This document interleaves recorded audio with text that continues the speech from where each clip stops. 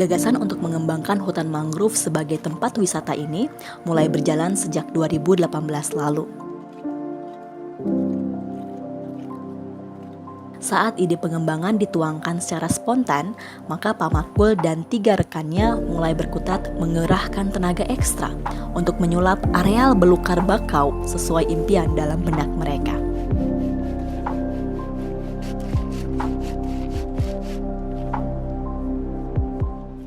Beta cuma panggil teman-temannya, tetangga-tetangga rumah itu ada tumpuk teman tetangga 3 orang itu bikin akan jembatan ini sampai baku melawan ya akan ini bikin kasih tinggi, kasih randa. Habis semua yang kerja ini bukan ahlinya, bukan tukangnya begitu. Jadi kotong asal-asalan saya asal jadi sudah. Tapi dia pun bahan-bahannya terjamin akan kuat karena ada kan dari kayu besi semua. Jadi awal mulanya itu memang sulit. Bahannya itu kotong ambil tetangga dong kayu-kayu yang dong pakai itu kotong ambil, tapi kayu-kayu kuat, kayu-kayu besi. Terus ada beta punya, tetangga punya, teman-teman. Lalu kalau susah yang ada di tetangga, kotong kumpul uang. Kotong kumpul uang seorang 1.000, lah kotong pergi beli akan kayu besi ini par dia pun jembatan ini, par bikin jembatan ini. Nah, akan kayu-kayu yang di atas itu kayu dari sekolah. Kayu dari sekolah yang kayu pendek-pendek itu.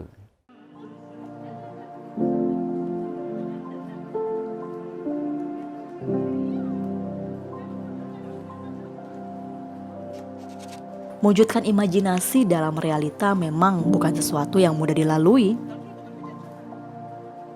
Proses inilah yang dilewati Pak Makbul saat mengawali pekerjaan pengembangan di tengah hutan mangrove. Satu persatu usulan dan dukungan dicurahkan agar target pengembangan berjalan mulus.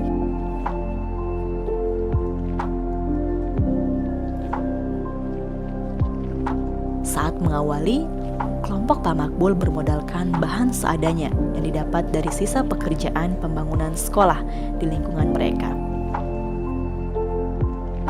Bahan perkakas yang dipakai memang bukan bahan baru, namun diyakini masih layak dipakai.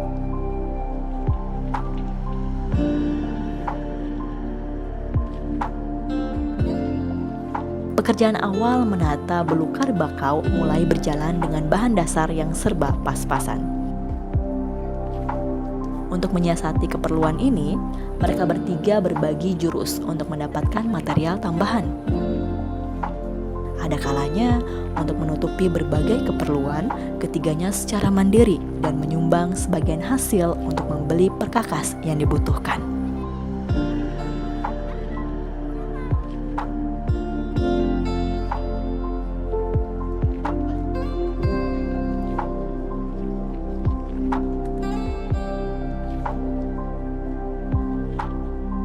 Kendala ketersediaan bahan baku diakui sedikit menghambat kelancaran proses pekerjaan.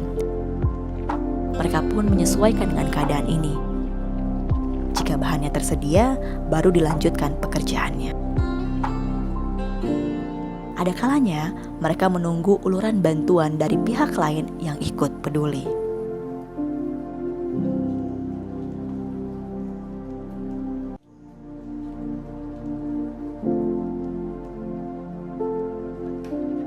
Waktu pekerjaan yang dicicil tidak mengurangi semangat kerja kelompok Pak Makbul.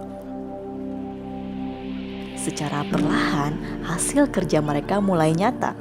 Polesan bagian per bagian nampak ada perubahan. Mulai dari areal masuk hingga ke tengah belukar, kini bisa dinikmati perbedaannya.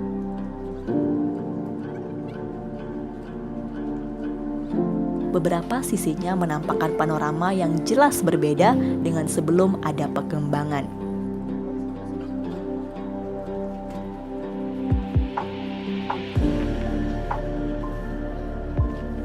Melihat hasil kerja kelompok Pak Makbul, pejabat pemerintah desa setempat turut menunjukkan empati melalui uluran bantuan walau secara pribadi.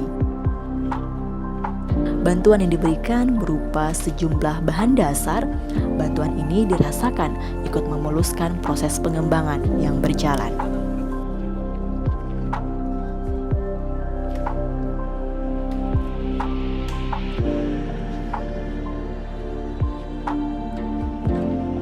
Proses pengembangan yang dilalui kelompok Pak Makbul memang cukup menguras energi. Namun tanpa target muluk-muluk, mereka tetap menaruh harapan bahwa areal ekowisata bisa diwujudkan.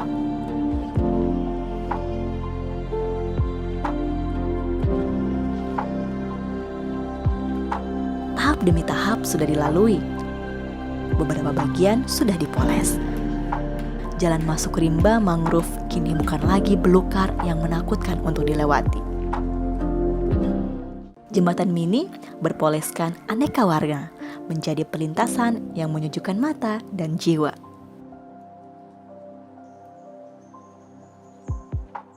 Untuk menyambung jembatan penyeberangan, juga dibangun beberapa dipan sebagai persinggahan bagi pengunjung yang datang ke sini.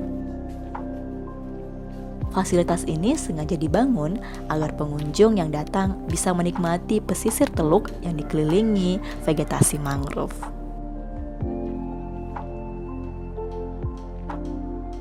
Kendati belum seluruh areal dipoles, lokasi ini mulai dilirik masyarakat lain.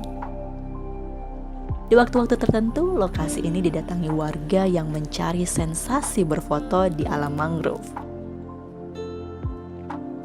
Melihat animo warga yang berkunjung, terus memompa semangat kelompok Pak Makbul menyelesaikan pengembangan lokasi ini.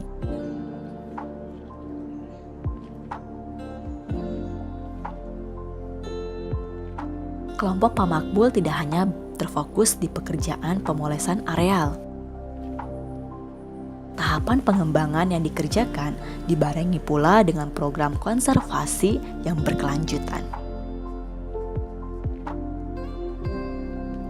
Di sela-sela waktu, ada kalanya mereka turun membersihkan sebaran sampah yang hanyut terbawa ombak dan menempel di perakaran mangrove.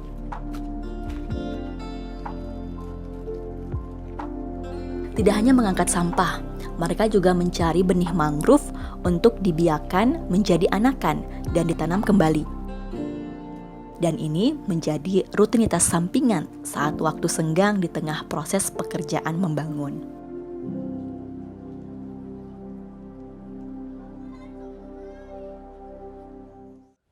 Ya, jadi untuk ekosistem wisata di sini nih, kotong lestarikan, tetap kotong lestarikan.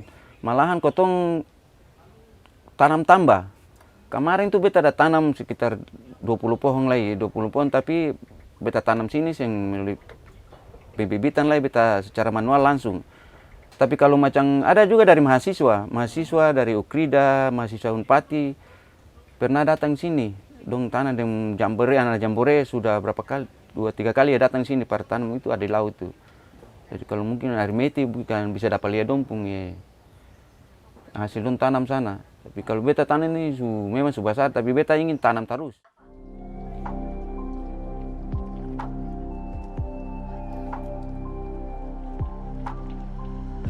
Pengembangan lokasi yang disertai konservasi merupakan bentuk perhatian yang tidak pernah putus dilakukan Pak Makbul bersama tetangga lain di lingkungan mereka. Tindakan ini dilakukan demi menjadikan areal konservasi mangrove yang terjaga dan lestari dengan sentuhan kekinian.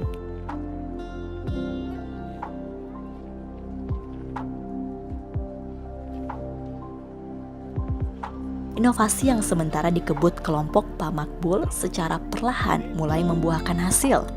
Areal konservasi mulai jadi perhatian publik untuk menyukai sensasi berlibur di tengah alam. Ekonomi masyarakat sekitar juga bergerak dan berdampak bagi kelestarian kawasan konservasi mangrove.